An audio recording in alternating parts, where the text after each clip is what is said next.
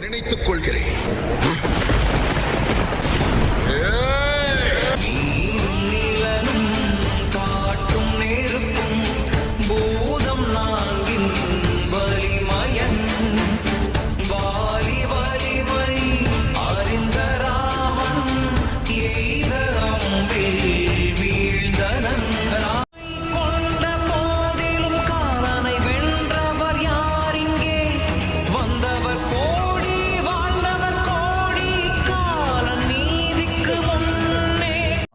ஆணுக்கு பிறந்தவர்களா வாலியும் சுக்ரீவனும்? சூரிய பகவானின் மாறிய ஆணுக்கு பிறந்தவர்களா வாலியும் சுக்ரீவனும்? சூரிய பகவானின் மாபெரும் தேரின் தேரோட்டியின் பெயர் அருணன். இவருக்கு பிடித்த இந்திரலோகத்தில் இருக்கும் மேனகாவின் நடனத்தை எப்படியாவது பார்க்க வேண்டும் என்ற ஆசை. ஒரு நாள் சூரிய பகவானுக்கு தெரியாமல் இந்திரலோகத்துக்கு செல்கிறார். உள்ளே விட மாட்டார்கள் என்பதற்காக பெண்ணாக ஒரு மாறி, என் பெயர் அருணாதேவி, நான் மேனகாவுக்கு புது ஒப்பனையாளராக சேர்ந்துள்ளேன் என்று கூறி உள்ளே நுழைகிறார். சந்தோஷத்துடன் ஆசை தீர மேனகாவின் நடனத்தை பார்த்து ரசிக்கிறார். ஆனால் இந்திரன் அருணாதேவி மீது காதல் வசப்படுகிறார். நடனம் முடிந்து வெளியேறும் போது தன் காதலை வெளிப்படுத்துகிறார் இந்திரன். அருணன் என்ற உண்மை தெரிந்தால் தண்டிக்கப்படுவோம் என்று பயந்து வேறு வழியில்லாமல் இந்திரனிடம் சரணடைகிறான். விளைவு இந்திரன் மூலமாக ஒரு அழகிய ஆண் குழந்தை பிறக்கிறது. என்னடா இது, நடனம் பார்க்க போன இடத்தில் இப்படி ஆகிவிட்டது என்று வருந்தி அருணன் குழந்தையை மறைத்துவிட்டு மறுநாள் எதுவும் நடக்காதது போல் சூரிய பகவானுக்கு தேரோட்ட செல்கிறார். ஆனாலும் நடந்ததை மறக்க முடியாமல் வருத்தத்துடன் காணப்பட்டார். இதை கவனித்த சூரிய தேவன் அருணனை அழைத்து விசாரிக்கிறார்.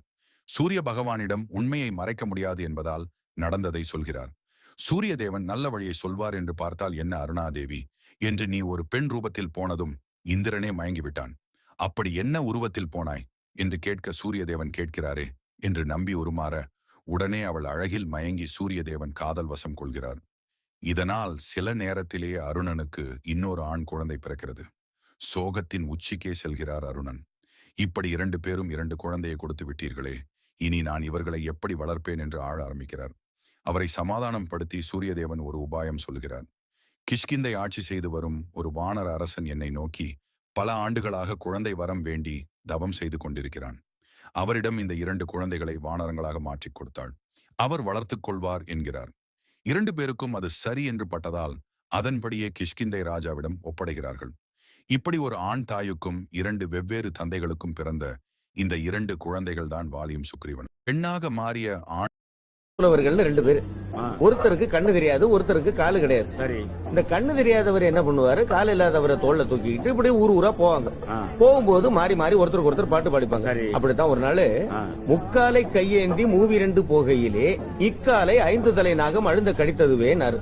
அதாவது முக்கால்னு சொல்லக்கூடிய ஒரு கம்ப உணிக்கிட்டு மூவி 2ன்னா 6 ஆத்துக்கு போகும்போது இக்காலை 5 தலை நாகம் அழுந்த கடித்தது. 5 தலை நாகம்னா நெறிஞ்சு முடியாது, காலில் குத்திருச்சு, என்ன பண்றதுன்னு இவர் கேட்க அவர் என்ன சொன்னாரு, பத்திரதன் புத்திரனின் மித்திரனின் சத்துருவின் பத்தினியின் கால் வாங்கி தேயினார். எவ்வளவு பாய்? 10 ரூபா. பத்திரதன் அப்படின்னா தசரதன். தசரதனுடைய புத்திரன் யாரு? ராமன். ராமனுடைய மித்திரன், மித்திரன்னா ஃப்ரெண்டு. ஃப்ரெண்ட் யாரு? அனுமாரு. அனுமாரு ராம பக்தன்டா. மித்திரன்னா ஃப்ரெண்டு, ஃப்ரெண்டுனாக்க சுக்ரீவன். சுக்ரீவனுடைய விரோதி வாலி. வாலியினுடைய பத்தினி தாரை. தாரையில காலை எடுத்து விட்டா தரை. முள்ளு குத்துனா தரையில தேய்ங்கிறதுக்கு எவ்வளவு அற்புதமா பாட்டு சொல்லியிருக்காங்க பாத்தியா?